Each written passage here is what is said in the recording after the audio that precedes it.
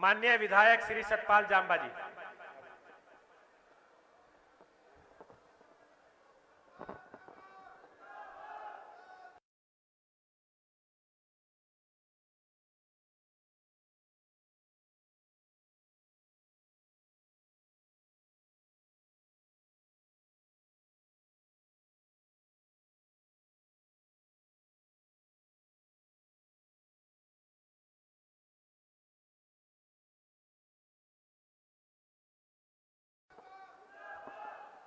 बोलिए भारत माता की। जो से सांसद श्री नवीन जिंदल जी का भी हार्दिक स्वागत करता हूं।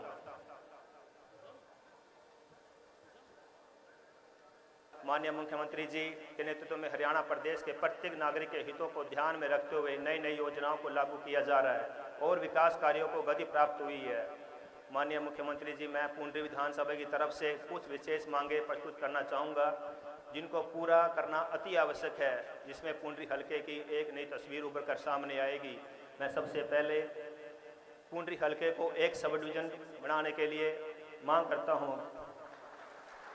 क्योंकि मैं जितने भी धन्यवादी दौरे में गया हूं, चुनाव प्रचार में गया हूं, हमारे हलके का एक एक बच्चे का एक एक व्यक्ति की एक ही डिमांड थी कि हमारे पुंडरी को सब डिवीज़न बनाया जाए। तो प्लीज़ अनुरोध करूंगा कि इस डिमांड को प्रमुख डिमांड में रखा जाए। कैथल पुंडरी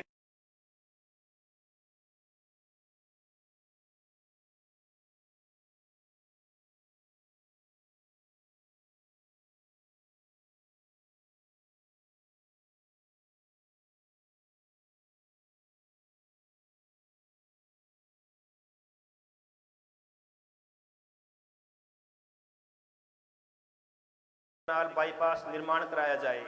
डांड और फतेहपुर पंचायत को अलग में 100 बेड का नया अस्पताल का निर्माण करवाया जाए। डांड, पाई, हाबड़ी, रसीना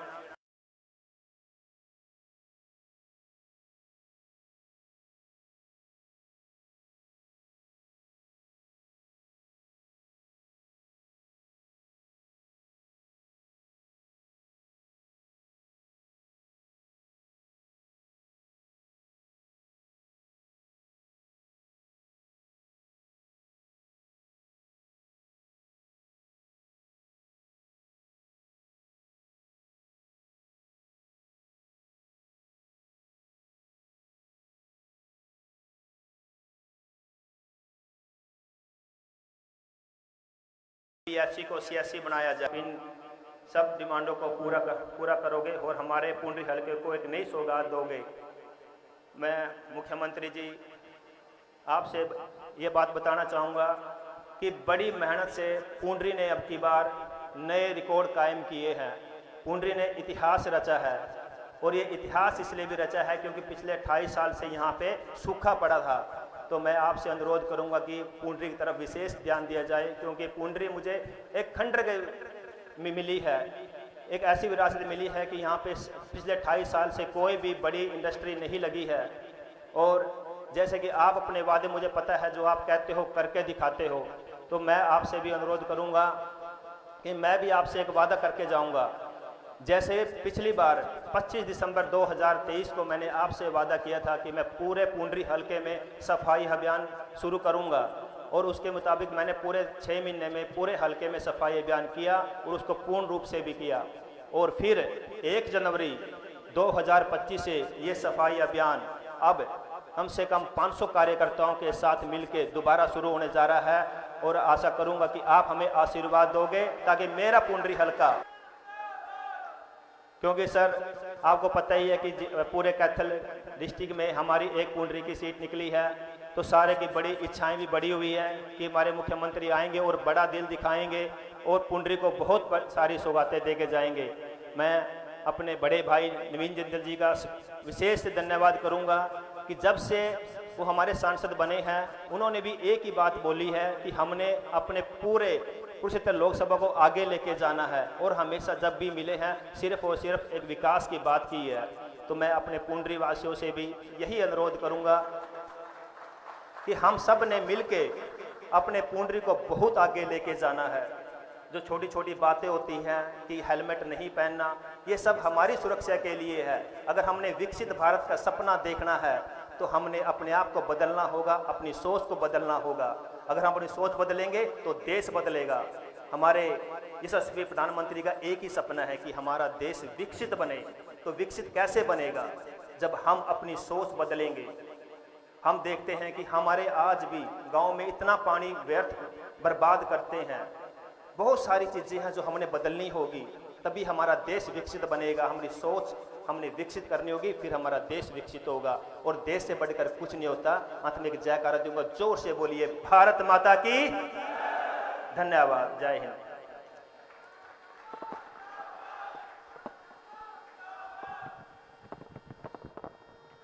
बहुत बहुत धन्यवाद हमारे युवा विधायक जी का। उनकी सोच के बारे में आपने सुना कि किस तरीके से वो अपने हलके का विकास करना चाहते हैं और साथ ही साथ राष्ट्र निर्माण में अपनी भागीदारी निभाना चाहते हैं। और इसी कड़ी में हम आगे चलते हुए अपने यहाँ के लोकप्रिय सांसद भाई नवीन जिंदल जी, जो लगातार अपनी लोकसभा में सामाजिक कार्य करते रहते हैं, मैं अब उनको आमंत्रित करती हूँ। भाई नवीन जिंदल जी।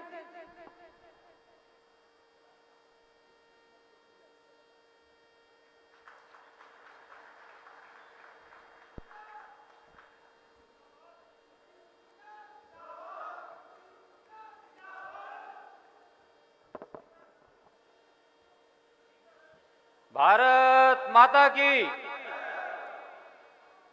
सर्वप्रथम मैं पुंडरी की पावन धरा को मैं नमन करता हूं। हमारे हरियाणा के यशस्वी मुख्यमंत्री हमारे बड़े भाई नायब सिंह सैनी जी का, पूरे मंच पर उपस्थित सभी नेताओं का, पार्टी के पदाधिकारियों का, सभी का मैं बहुत बहुत यहाँ अभिनंदन करता हूं। और मुझे पूरा विश्वास है कि माननीय नायब सैनी जी के नेतृत्व में हरियाणा बहुत आगे बढ़ेगा। और पुंडरी के अंदर हम अगले 5 वर्षों के अंदर पुंडरी में उतना हम काम करके दिखाएंगे जो कि आज तक कभी भी पुंडरी के अंदर नहीं हुआ। मुझे इस बात का पूरा विश्वास है। जिस तरह से माननीय मोदी जी ने कहा है कि 2047 तक हमें अपने पूरे देश को एक विकसित राष्ट्र बनाना है, लेकिन हरियाणा पहले से ही एक अग्रणी राज्य है। तो मुझे पूरा विश्वास है कि हरियाणा नायब सैनी जी के नेतृत्व में 2047 तक इंतजार करने की जरूरत नहीं है, बल्कि 2035 तक ही हरियाणा एक विकसित राज्य बन जाएगा। और खास करके कुरुक्षेत्र संसदीय क्षेत्र, जहां से नायब सैनी जी पहले यहां से सांसद रहे और अब मुझे वो सौभाग्य प्राप्त हुआ है, हम सब काम करेंगे। तो मुझे पूरा विश्वास है कि 2030 तक, अगले 5 वर्षों के अंदर, हम पुंडरी, कैथल जिले को, कुरुक्षेत्र जिले को एक विकसित जिले हम बना करके रखेंगे। और अब तो अगला साल भी ज़्यादा दूर नहीं है, अगले साल बाकी काम हो जाएंगे। तो मुझे पूरा विश्वास है, क्योंकि नायब सैनी जी का एक पुंडरी हल्के से एक बहुत लगाव है और आप लोगों का बहुत लगाव है नायब सैनी जी के साथ, जिससे मुझे पूरा विश्वास है यहाँ पर विकास के अंदर कोई भी कमी नहीं आएगी। और साथ साथ में मैं खाली जो बातें भाई सतपाल जांबा जी ने कही, मैं उनका तो समर्थन करता ही हूँ। उसके अलावा मैं खाली ये आग्रह करना चाहूँगा कि गाँव के अंदर एक बहुत बड़ी समस्या होती है पानी के निकासी की। तो इसलिए उसके लिए अगर गांव-गांव में अगर सीवेज ट्रीटमेंट प्लांट बन जाए, और अगर जहां जो छोटे गांव हैं उनमें गांवों के क्लस्टर बना करके 3, 4, 5 गांवों के क्लस्टर बना करके और सबको अगर सीवेज ट्रीटमेंट प्लांट से जोड़ दिया जाए, तो मैं समझता हूं कि इससे जो पानी, वहाँ की जो तालाब होते हैं वो भी साफ रहेंगे और लोगों की सेहत के लिए भी ये बहुत फ़ायदा रहेगा। इसके ऊपर हमें काम करना चाहिए कि सीवेज ट्रीटमेंट प्लांट सभी गाँव जुड़े उनसे। और दूसरा, सुरक्षा की दृष्टि से हमने ये देखा है कि जहाँ जहाँ पर सीसीटीवी कैमरा लगते हैं, सीसीटीवी कैमरा लगने से वहाँ गाँव के अंदर एक लोगों के अंदर एक जो गलत तत्व होते हैं उनको ये भय रहता है कि वो सारी बातें रिकॉर्ड हो जाएंगी। तो मेरी ये आग्रह होगा कि गांव-गांव के अंदर, बड़े गांवों के अंदर, बड़ी-बड़ी सड़कों के ऊपर सब जगह अगर सीसीटीवी कैमरास का एक जाल बिछ जाए तो उससे सुरक्षा की दृष्टि में एक बहुत हमें मजबूती मिलेगी। ये मेरा माननीय मुख्यमंत्री जी से मेरा आग्रह होगा। और मैं यही आपको विश्वास दिलाना चाहता हूं कि मैं भी, भाई सतपाल जांबा जी भी और नायब सैनी जी भी, हम तीनों मिलकर के माननीय प्रधानमंत्री नरेंद्र मोदी जी की नीतियों पर चलते हुए हम सब मिलकर काम करेंगे, जिससे कि हमारा यहाँ पर ज़्यादा से ज़्यादा विकास हो सके, हमारे बच्चों का भविष्य उज्जवल हो सके। और आप लोगों का जो इतना मुझे प्यार और आशीर्वाद मिलता है, उसके लिए मैं आप सभी का मैं बहुत बहुत आपका आभार व्यक्त करता हूँ। और आप लोग इतनी संख्या में आज रैली में आए, इतनी ठंड के बावजूद भी आपका मैं बहुत बहुत आभार व्यक्त करता हूँ। और एक बार फिर से इस इतनी कामयाब रैली के लिए मैं भाई सतपाल जांबा जी को और भारतीय जनता पार्टी की पूरी टीम को मैं बहुत बहुत बधाई देता हूँ। अब अंत में जोर से आपने जय बोलनी है, भारत माता की, भारत माता की। धन्यवाद, जय हिंद। बहुत बहुत धन्यवाद हमारे सांसद जी का। सैनी जी करने वाले हैं, तो एक बार मेरी आप सबसे प्रार्थना कि ऐसा आपको मुख्यमंत्री मिला, एक बार सब अपने अपने स्थान पर खड़े होकर तालियों की गड़गड़ाहट के साथ हम अपने मुख्यमंत्री जी का आज आमंत्रित करते हैं और अब हम उनका उद्बोधन सुनेंगे। तालियां रुकनी नहीं चाहिए, तालियां रुकनी नहीं चाहिए आप सबकी। नायब जी को जय श्री राम, नायब जी को जय श्री राम। बहुत बहुत धन्यवाद। भारत माता की।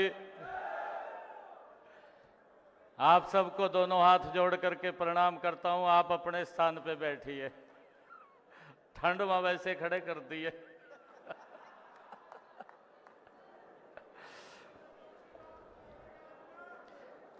हम सबका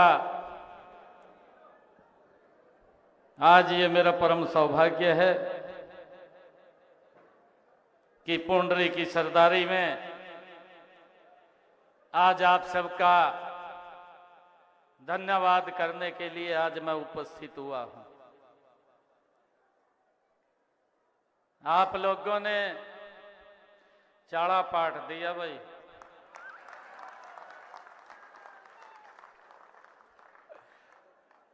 गजब करया। पूरी पुंडरी की सरदारी का मैं दोनों हाथ जोड़ करके और शीश नवा करके प्रणाम करता हूं। आप सबका दिल से धन्यवाद करता हूं।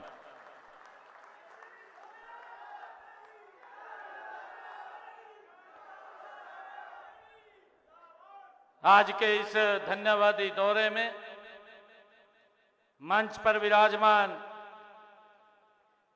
आपके बहुत ही लोकप्रिय सांसद नवीन जिंदल जी, आप सबके दिलों की धड़कन, मैंने कहा ना भी आपने चाड़ा पाड़ दिया।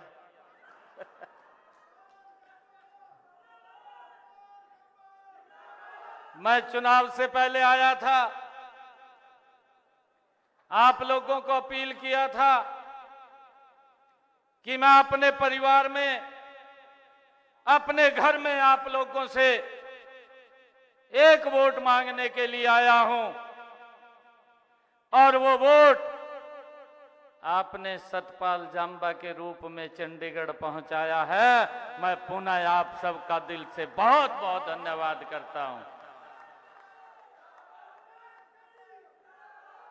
हमारे बीच में हमारे प्रदेश की महामंत्री डॉक्टर अर्चना गुप्ता जी,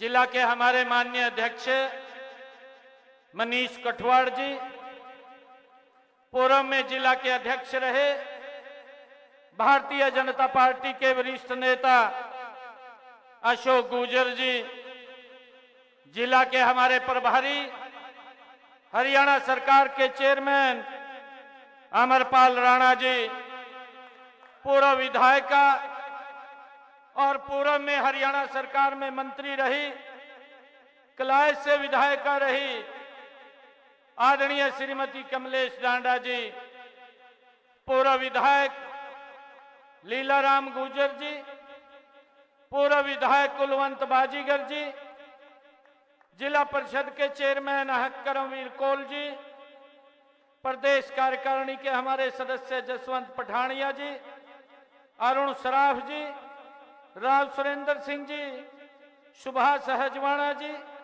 राजपाल तंवर जी, पवन सैनी जी, ईश्वर सिंह जी, सतपाल चुग जी, हरीश शर्मा जी, बलवान शर्मा जी, राम जुआरी सिरसल जी, गुरविंदर सिंह हावड़ी जी, श्री शिपाल धेरडू जी, श्री लाभ सिंह जी, कपिल वालिया जी, शेर सिंह जी और प्रमोद सिंह जी चूड़माजरा, हमारे मंडल के माननीय तीनों अध्यक्ष विनोद बंसल जी, देवी दयाल बरसाना जी और सुबे सिंह जी, उपस्थित पुंडरी की सरदारी, मेरी मातृ शक्ति, मेरे पिता समान बुजुर्ग, युवा साथियों, आप सबको दोनों हाथ जोड़ करके राम राम करता हूं। ये मेरा परम सौभाग्य है कि आज इस रैली की मैं आप सब के बीच आकर मुझे बहुत खुशी हो रही है। पुंडरी हलके के विकास को एक नई गति, नई दिशा ये रैली देगी।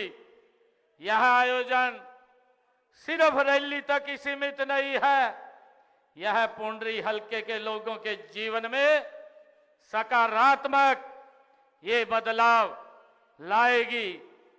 मुझे खुशी है कि आज पुंडरी में इस रैली स्थल का अपना ऐतिहासिक महत्व भी है। यह धरा ऋषि पुंडरक की तपोस्थली रहा है। मैं ऋषि पुंडरक को नमन करता हूं। आप सबका बहुत बहुत अभिनंदन और आप सबका स्वागत भी करता हूं। मुझे खुशी है कि आज ये पुंडरी की, ये धन्यवाद की ये दूसरी रैली है और मुझे अपने परिवार के लोगों के बीच में आप सबका आज धन्यवाद करने का अवसर मिल रहा है। मुझे ये भी खुशी है कि आज हमने पुंडरी के 15 करोड़ रुपए के विकास कार्यों को आज उद्घाटन भी किया है, उनको यहाँ के लोगों को समर्पित किया है। मुझे ये भी खुशी है कि यहाँ पुंडरी की जो हमारी फिरनी है, भाइयों, वो देश विदेश में प्रसिद्ध है। हमारे हरियाणा की हर एक आइटम अपने अपने क्षेत्र की वो बड़ी फेमस है। भाई, हम पुंडरी में आते हैं तो पुंडरी की फिरनी ये देश विदेश में फेमस है। मेरे गोहाना की जलेबी वो गोहाना के अंदर वो प्रसिद्ध है। भाइयों, वो भी एक अलग हमारी स्वीट्स की डिश है।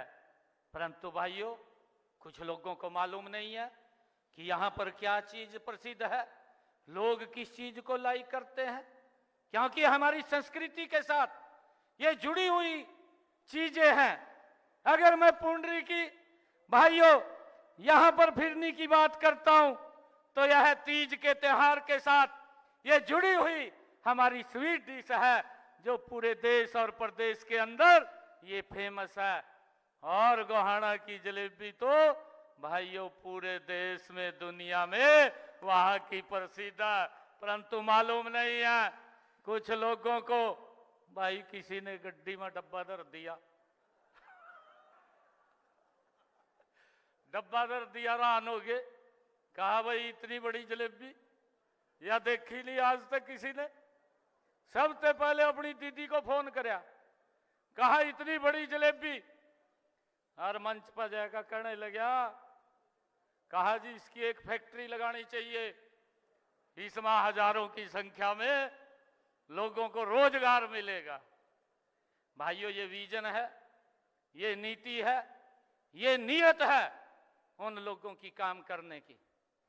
और मुझे तो हैरानी तब हुई, उसके दौर हमारे हरियाणा का नेता बैठा था, ज्यादा फैक्ट्री लगाने की बात कर रहा था, तो भाइयों खूब आनंद ले रहा था, हंस रहा था पूरा। इतना उसको भी मालूम नहीं है कि हमारा कल्चर, हमारे यहाँ के संस्कार वो किस प्रकार के हैं।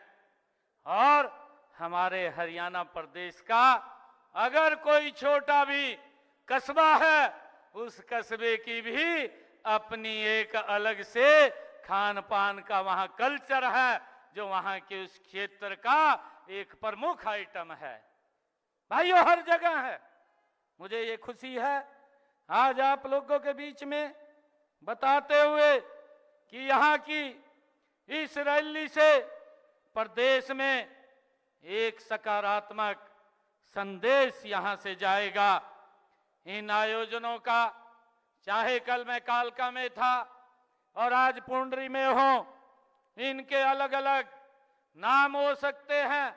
यहाँ पर मैं पूरे प्रदेश के अंदर प्रदेश के लोगों का मैं धन्यवाद करने के लिए आज आया हूं, क्योंकि हरियाणा प्रदेश के लोगों ने भाइयों नॉन स्टॉप हमारा हरियाणा, नॉन स्टॉप हरियाणा, तीसरी बार लगातार ऐतिहासिक जीत आपके बेटे भाई को, भारतीय जनता पार्टी को, नरेंद्र मोदी जी को देने का काम ये हरियाणा के लोगों ने किया है।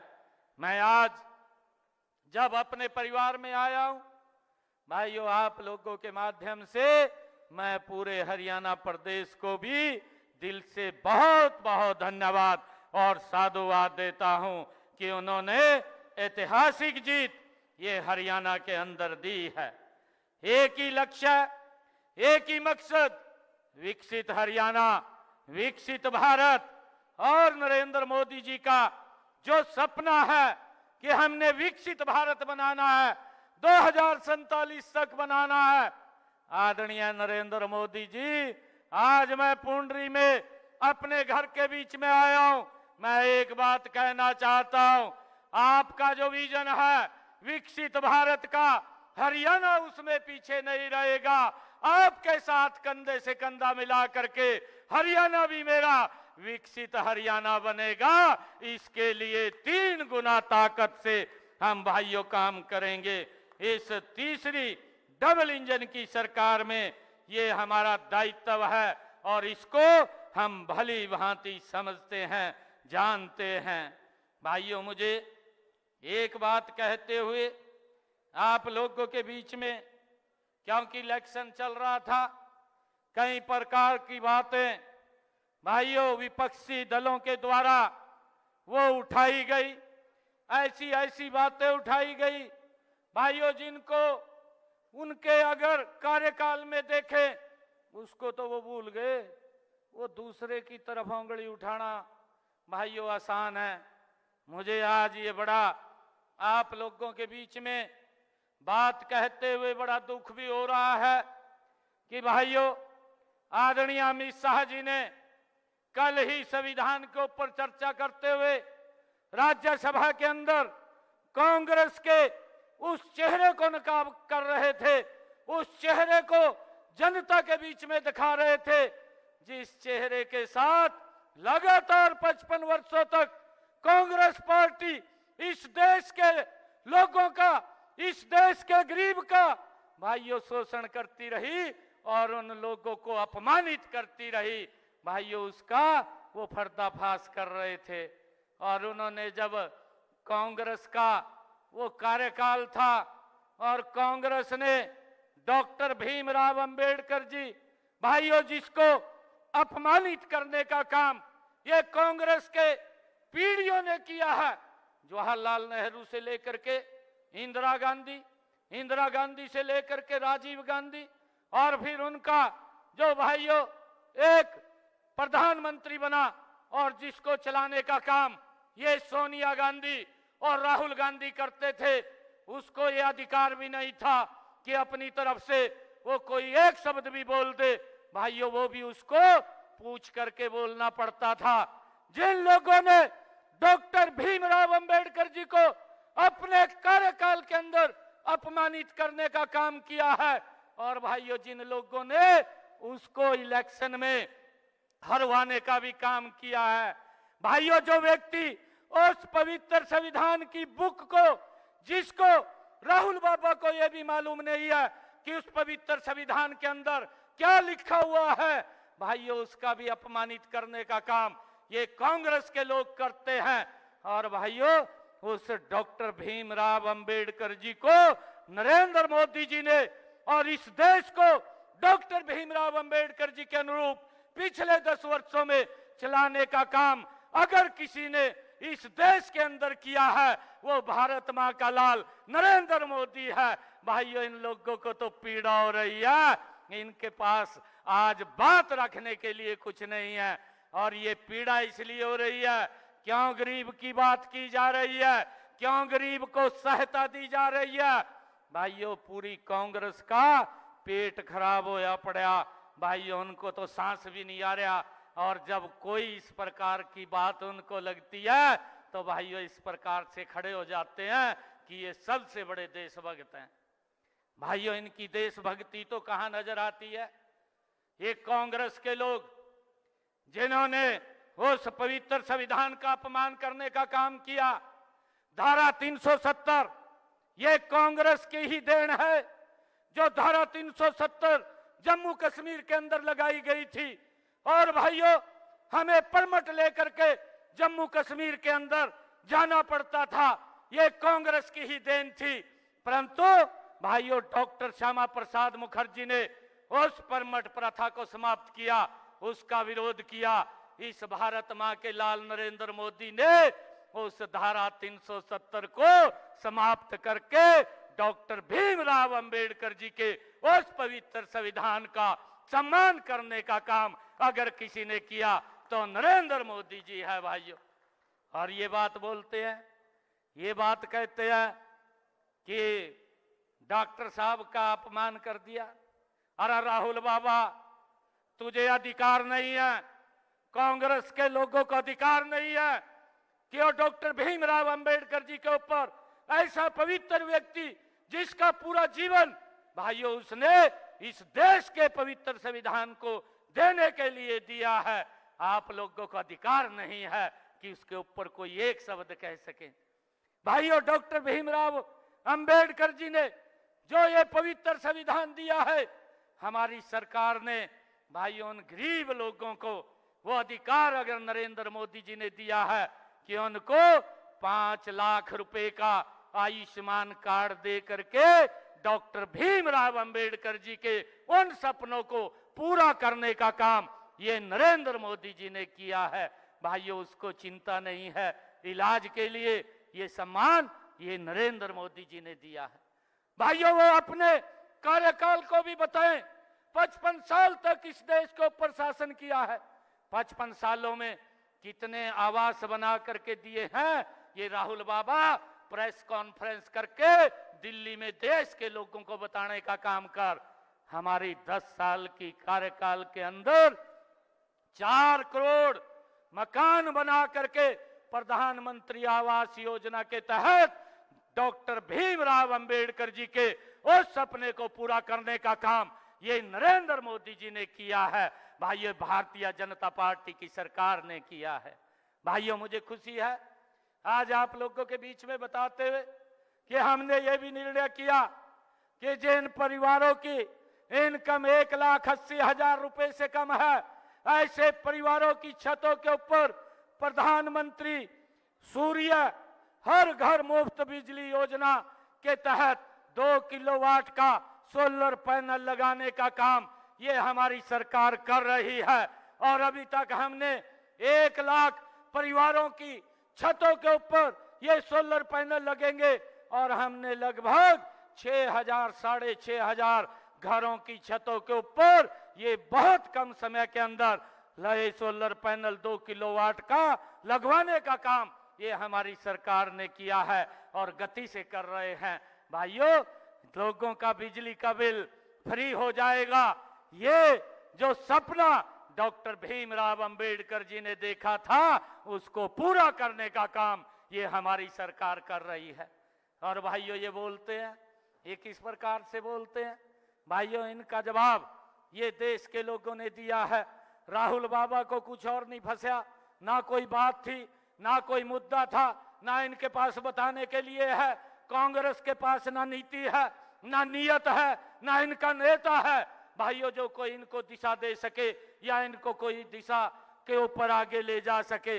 परंतु भाइयों झूठ का सहारा लेकर के लोगों को बरगड़ाने का काम करते हैं। लोकसभा के चुनाव के अंदर ये राहुल बाबा उस पवित्र संविधान की बुक उठा करके खड़ा हो गया और कहने लगा कि यार नरेंद्र मोदी अगर तीसरी बार प्रधानमंत्री बने तो संविधान खत्म हो जाएगा, ये संविधान खतरे में हो जाएगा। अरे राहुल बाबा, संविधान को कोई खतरा नहीं है, अगर खतरा किसी को है तो कांग्रेस पार्टी को खतरा है। मैं आज पुंडरी की सरदारी के बीच में एक बात ये कहने के लिए आया हूं, ये कांग्रेस के लोग अगर यही झूठ का सहारा लेकर के चलते रहे 2029 में इनका कोई नाम लेने वाला नहीं बचेगा। कांग्रेस पार्टी पूर्ण रूप से समाप्त हो जाएगी, साफ हो जाएगी। भाइयों देश के लोगों ने ये निर्णय कर लिया है। ये लोग ये झूठ का सहारा लेकर के, झूठ बोल करके, लोगों को बरगड़ा करके भाइयों ये वोट लेने का काम करते हैं। भाइयों मुझे खुशी है आप लोगों के बीच में ये बात बताते हुए कि हमने अपने कार्यकाल में जो जो काम किए हैं भाइयों, हमने यहाँ पिछले 2 कार्यकालों में पुंडरी क्षेत्र में शिक्षा, कनेक्टिविटी, स्वास्थ्य सेवाएं आदि को बढ़ाने के लिए निरंतर हमारी सरकार काम कर रही है। मुझे खुशी है तीसरे कार्यकाल में हम यहाँ विकास और जन कल्याण के कामों को 3 गुना गति से करने का काम ये हमारी सरकार करेगी।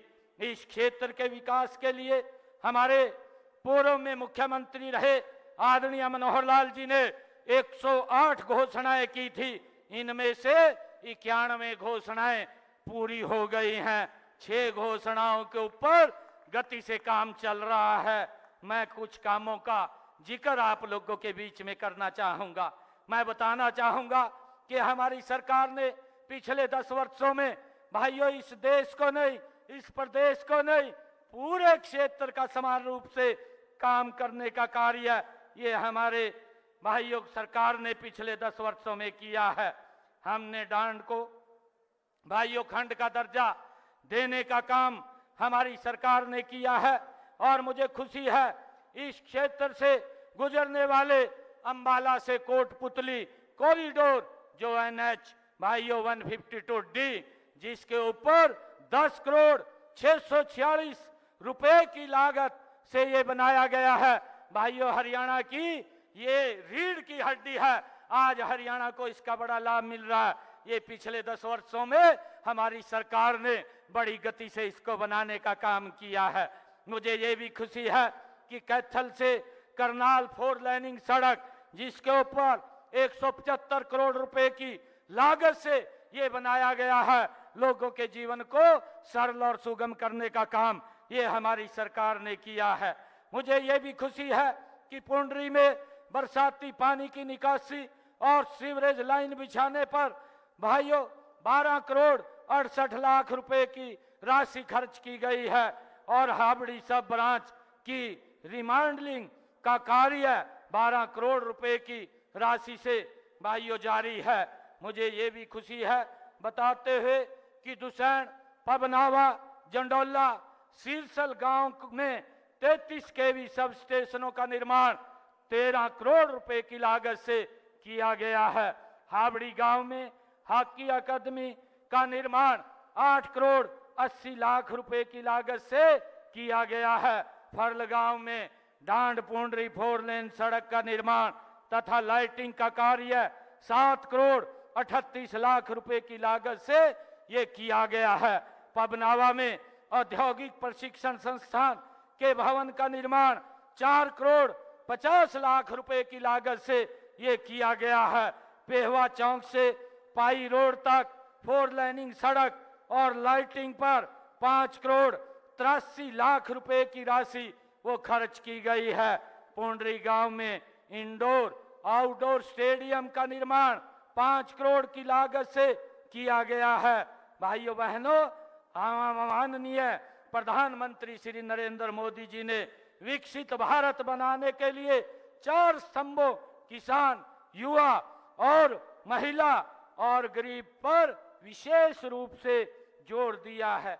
इतने लगातार विकास कार्य भाइयों, जब हम इलेक्शन के अंदर थे तब भी हम इस बात की चर्चा कर रहे थे, परंतु ये लोग अपने कामों के बारे में उसके ऊपर तो चर्चा नहीं कर रहे थे, ये हिसाब मांग रहे थे और हिसाब मांग करके लोगों को बरगलाने का काम कर रहे थे।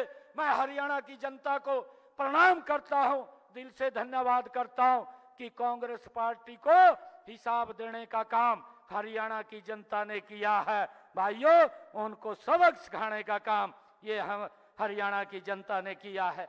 भाइयों, मुझे खुशी है आप लोगों के बीच में हमने ये निर्णय लिया। आपके भाई बेटे ने, हम पहले भी किसान की 14 फसलें खरीदते थे एमएसपी के ऊपर, परंतु अब हमने निर्णय किया है कि किसान की 100% फसल एमएसपी पर खरीदने का काम हमारी सरकार करेगी। और मुझे खुशी है आप लोगों के बीच में बताते हुए कि हमारी सरकार ने अगर किसान फसल लेकर के मंडी में आता है, डीबीटी के माध्यम से सीधा उसके खाते में भाइयों पैसा पहुंचाने का काम ये हमारी सरकार कर रही है।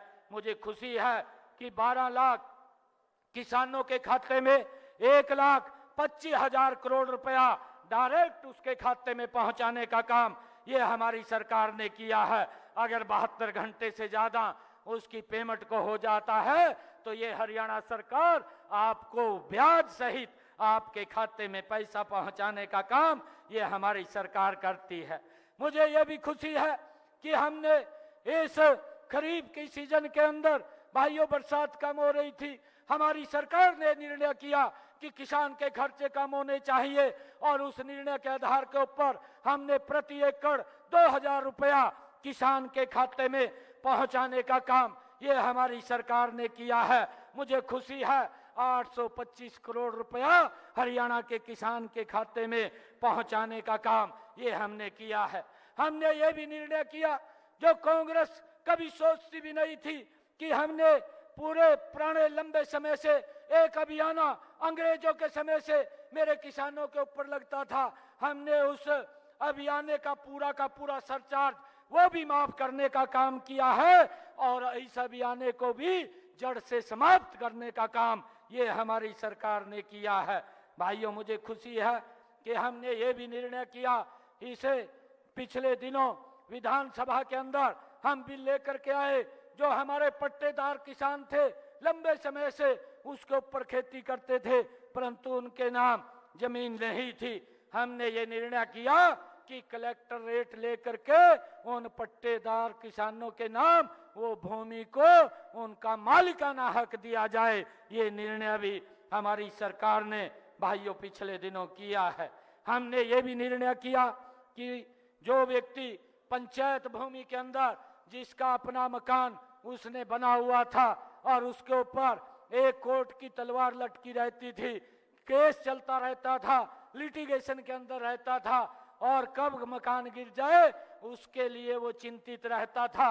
हमारे सामने भी मजबूरी होती थी कि हमने कोर्ट की समस्या का भाइयों पालन, उसकी बात का पालन करना होता था, परंतु अब हमने विधानसभा के अंदर ये निर्णय लिया है कि जिस व्यक्ति का मकान पंचायत भूमि में पिछले 20 वर्षों से बना हुआ है, 20 वर्षों से ज्यादा हो गए हैं, ऐसे सब लोगों को 500 वर्ग गज का प्लॉट कलेक्टर रेट के ऊपर उसके नाम कर दिया जाएगा। भाइयों, ये भी इस लिटिगेशन की समस्या का समाधान हमारी सरकार ने किया है। भाइयों, मुझे खुशी है कि हमने पिछले दिनों जब हमारी सरकार बनी और हमने कहा था कि ये कांग्रेस के लोग भाइयों ये युवाओं की बात तो करते थे परंतु युवाओं का शोषण ये कांग्रेस के लोग करते थे। हमने ये बात कही थी कि हमारी सरकार आएगी, बिना पर्ची बिना खर्ची के हम हरियाणा के 25,000 युवाओं को नौकरी देने का काम करेंगे। भाइयों, कांग्रेस के लोग ये कोर्ट के अंदर गए, चीफ इलेक्शन कमीशन पे गए और उन्होंने एक लेटर जारी कर दिया कि ये रिजल्ट ना निकाला जाए।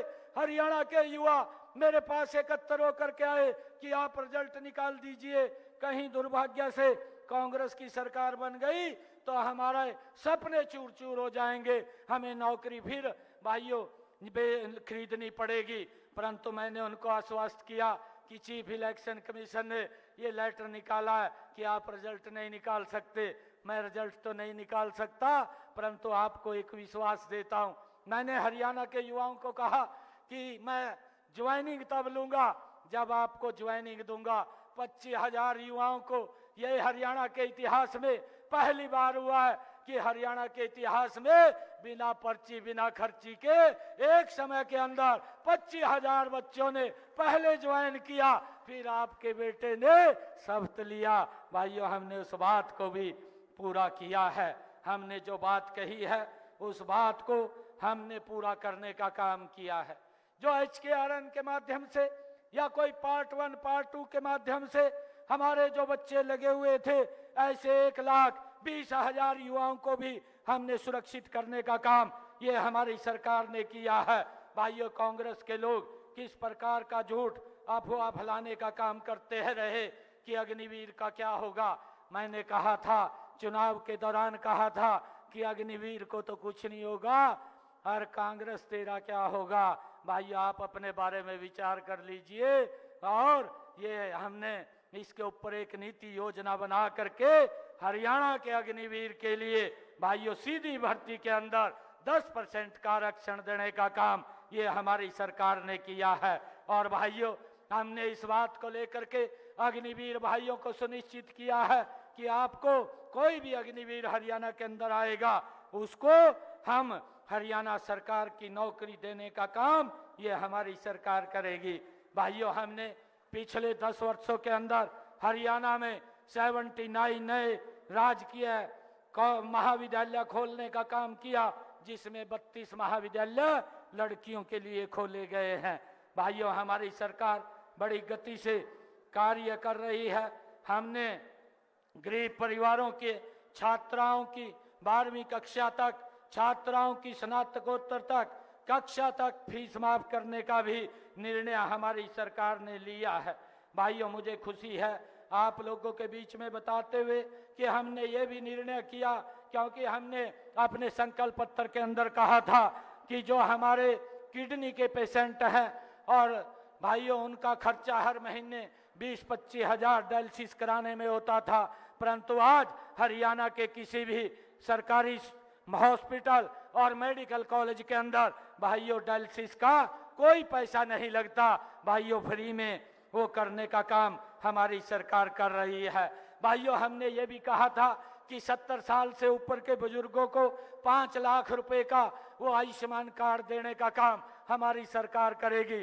परिवार को उसके इलाज की चिंता नहीं है, उसके इलाज की चिंता नरेंद्र मोदी और हरियाणा सरकार को होगी, उसको भी हमने लागू किया है।